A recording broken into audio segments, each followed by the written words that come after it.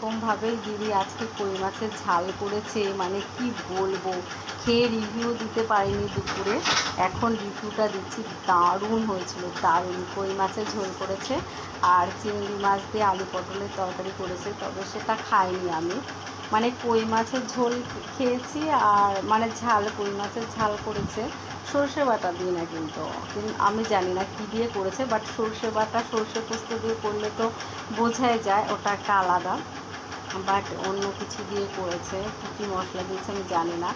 তো আমার তো খুব ভালো লেগেছে, আর আলু পটলের তরকারিটাও ভালো হয়েছে, দেখেই বোঝা যাচ্ছে। আর দিদি তো সত্যি খুব ভালো করে, আমি খাইনি যদি, মেয়ে খেয়েছে।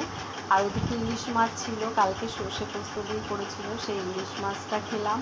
আর কচুর শাকটাও ছিল, ইলিশ মাছের মধ্যে বড় একটা কচুর শাক নিয়ে এসেছিলো দাদা, মানে বড় একটা কচু গাছ আর কি যাকে বলে, তার সাথে একটু কচুও ছিল, তো দারুণ হয়েছিল, সেটা খেলাম। আর একটা কি কুমড়ো ভাজা করলাম, কুমড়ো ভাজা করেছিল, আর শুকনো লঙ্কা দিয়ে মেখে তেল দিয়ে কুমড়ো ভাজা দিয়ে ঘি দিয়ে বেশ দারুণ লাগে, তো সেটা খেলাম।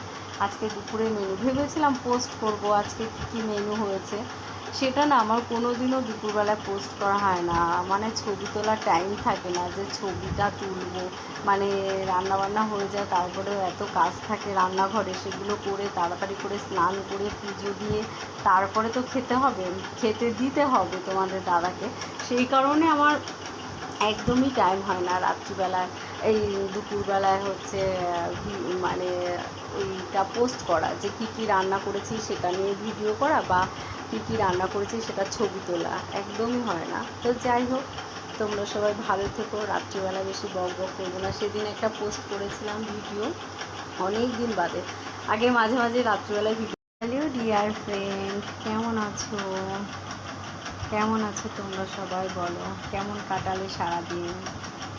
আমি তো মোটামুটি ভালোই কাটিয়েছি, কারণ আমার দিদি এসেছিলো, তোমাদের তো ভিডিও করে জানিয়েছি, মানে জানিয়েছি প্লাস দেখিয়েছি, আমার দিদির হাতে তোমাদের পরিচয় করে দিয়েছি।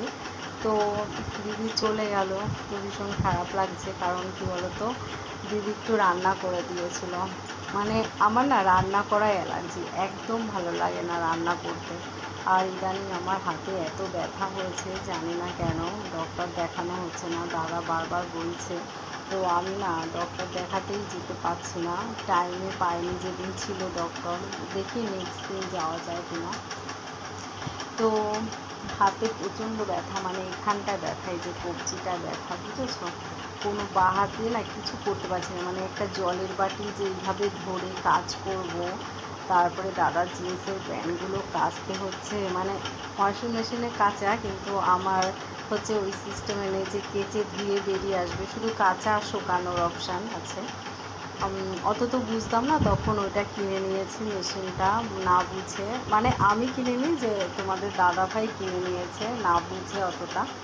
তো যাই হোক, তো সেই জন্য মনটা ভালো নেই, দিদিকে ফোনও করলাম, ও বাড়ি পৌঁছে গেছে, তো তখন ফোন করলাম সন্ধ্যেবেলায়, ও সন্ধ্যের দিকে চলে গেছে, ভীষণ খারাপ লাগছে। আর দেখবে সবারই, প্রত্যেকটা মানুষেরই, মানে কেউ বাড়িতে এলে চলে গেলে ভীষণ খারাপ লাগে, বলো মনটা কেমন লাগে, ফাঁকা ফাঁকা লাগে, যে এই নয় দিদি রান্না করে খাইয়েছে বলে, মানে আমার দিদি খুব সুন্দর রান্না করে জানো তো, ভীষণ, আমার তো ভীষণ ভালো লাগে।